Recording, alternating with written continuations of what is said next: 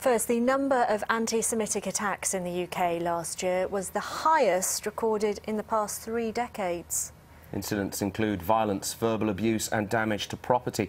There's also been an increase in the number of threats online. So let's hear now how this has affected one girl's attitude to practising her faith openly. Try and look to see if there's anything I'm taking out or wearing that would make known that I'm Jewish. As much as I love my faith and as much as I hate having to hide it, I don't want that to be the reason why I will get attacked in the street or discriminated against. Well, joining us now is Angela Epstein, a journalist and Jewish columnist, and Gideon Falter from the Campaign Against Anti-Semitism is in our London studio. Angela, good morning. Good morning. If we start with you, Is this your experience? In terms of sort of smuggling on, so yes, in fact, I wrote a piece about it in the Daily Telegraph yesterday, which I talked about the fact that the Star of David, which obviously a lot of people choose to wear as an accessory to display their religion, is something that I have elected not to wear now. I actually wear my name in Hebrew around my neck. You can't see it on camera. Right. So it's a kind of little cooey to people who are Jewish to say, yes, I am Jewish, but I think I want to be able to declare my Jewishness on my terms. So obviously I've come on a programme like this and I'm happy to tell you, but that's my decision. Whereas if you're in the street and you know you're an innocent bystander and people are looking on, and you wear a Star of David, you're basically saying I'm Jewish, and we can't really legislate for the reaction to that in these troubled times, which is a great shame. I absolutely accept what the young lady said on the film, but I think I have certainly become more concerned about doing that now. And when did you make that decision? Probably a good sort of year or so ago. I started to think about that particularly, and it's almost like a self-fulfilling prophecy, because what's happened now has very much justified that. I mean, don't get me wrong, I'm hugely proud of being Jewish. I'm glad that my children are very proud of their Jewish heritage, and it's a difficult dynamic, because on the one hand you want to be able to say I am Jewish, we live in this collective multicultural society in which we should be sort of agreeable about all our different faiths. You know, I'm very interested in lots of different cultures, but on the other hand one has to consider the climate of the times, which is a great shame. Well, Gideon, we heard there Angela talking about some of the things that she's changed because of her concerns. What should members of the Jewish community do if they are feeling like this? Is there anything that they can do? Is there any advice?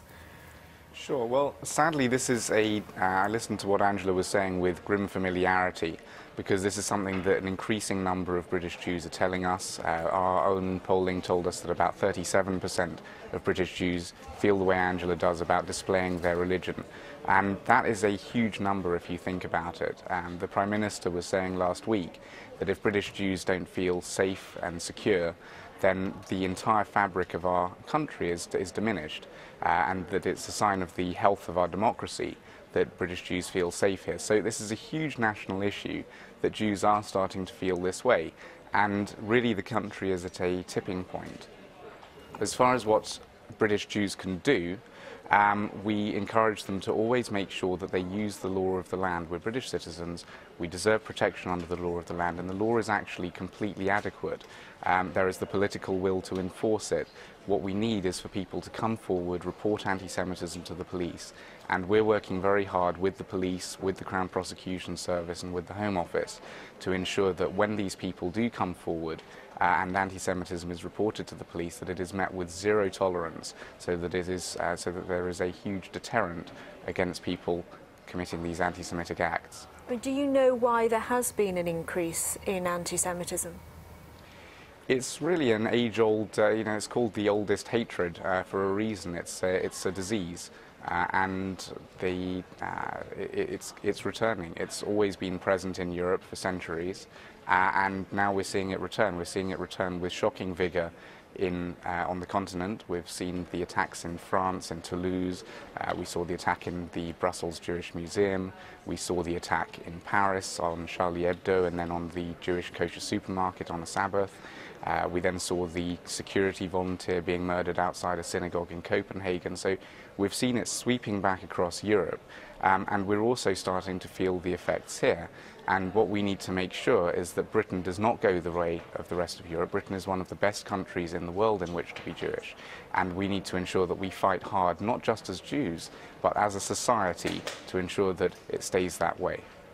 Angela, Gideon describes it as a disease. Do you feel as if it's a disease that we're catching from the continent? He talked about some of those incidents in Paris recently. I think there are a lot of things that give horsepower to anti-Semitism. You know, absolutely what Gideon says is right, and he's doing tremendous work, thankfully, because of the rise in anti-Semitism. I think there's always been what I call fashionable anti-Semitism, from the kind of white van man, unreconstructed remarks that people make about lots of people's different ethnicity, and as Gideon says, it's been around for centuries.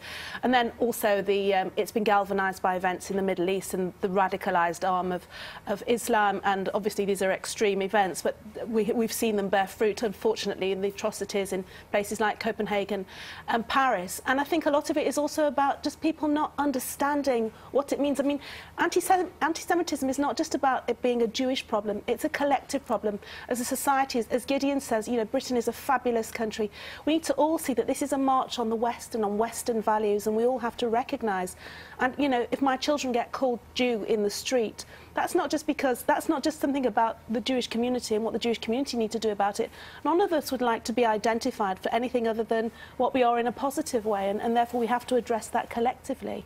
OK, thanks very much indeed for joining us. Both Gideon Falter and Angela Epstein. Good to see you this morning. Thank you.